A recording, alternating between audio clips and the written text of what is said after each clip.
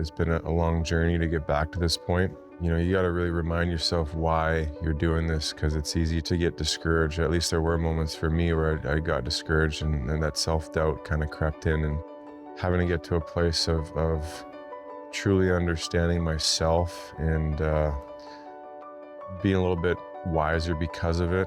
Now I get the opportunity to play the game that I love for the team that I grew up watching. So I think it's a whole new level of dream come true once again. Jonathan Toews, they call him Captain Serious. Jonathan's the ultimate leader. Toews moving in. What a move! Oh my goodness! Hawks win!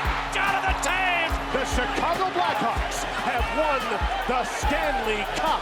Jonathan Toews, longest tenured and best captain in Blackhawks history. Everybody always talked about you as mature beyond your years. You know, you were a captain at a young age. Everybody always said, like, that's a guy who really has it together. I guess we just didn't really know how much you really felt you still had to learn about yourself and life. I think there's two sides to that. And a lot of people ask me, what was it like to be a captain at such a young age? And I often think about it, I'm like, well, I don't think it's really fair to put a 21 or a 22-year-old kid or whatever it was in that situation, because it's not a normal life for anyone, let alone a 20-year-old kid. The other side of it was that perfectionist mentality has kind of a negative side where, you know, you're not maybe allowing yourself to just grow and mature at your own pace. Whatever criticism or shortcoming or just any sort of weakness that maybe someone else would expose in me, I would really feel that and be very sensitive to it. And I would absorb that and kind of take it personally.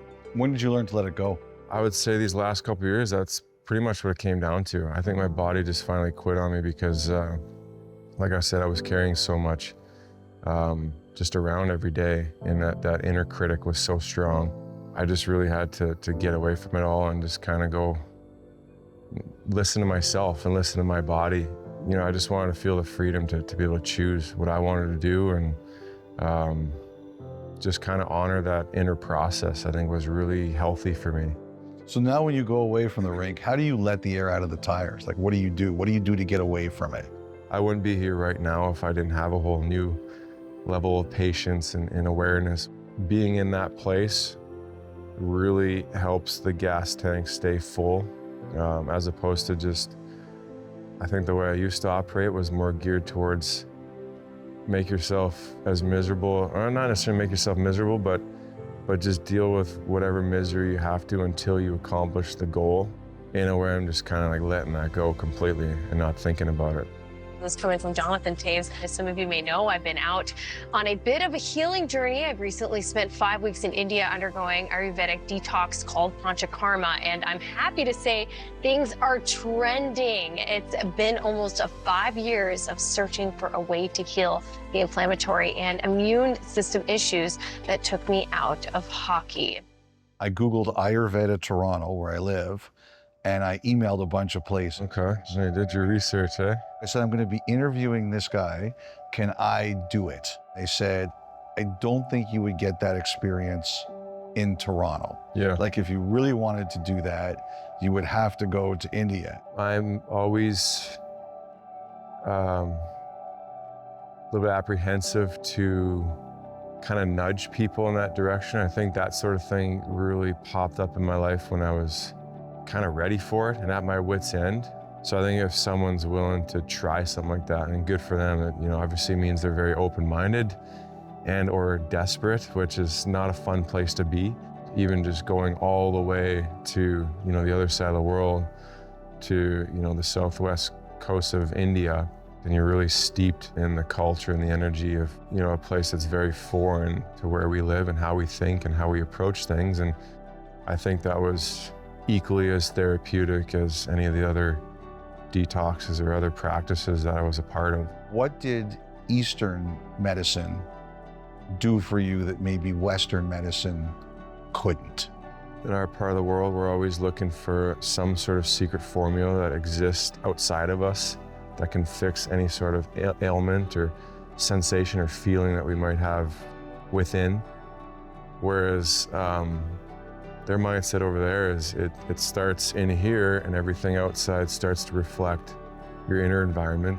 And I definitely really started to take responsibility for everything that was happening in my life and truly having an understanding. And when you allow yourself to have some of that space in your life, then you can kind of see what comes to the surface too. And I think ultimately it's just taking responsibility for what's happening in your life and kind of flips things around for you.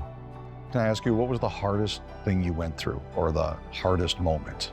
I think after my last game in Chicago that season, I was going to take some time away from hockey and just missing on that breakaway, almost a fluke that it didn't go in.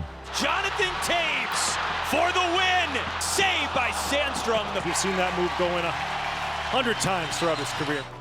Not scoring that goal, whether it was a sign or not, I kind of held on to the meaning that I had some unfinished business and that in some way, shape, or form was going to come back and play at some point. He is a 3-time Stanley Cup champion, and tonight he returns to play for his hometown team, number 19, Jonathan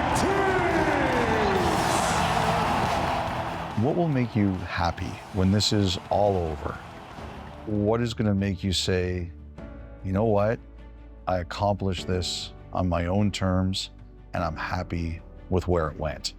Well, Stanley Cup in Winnipeg. That's a good answer. It's definitely on my mind.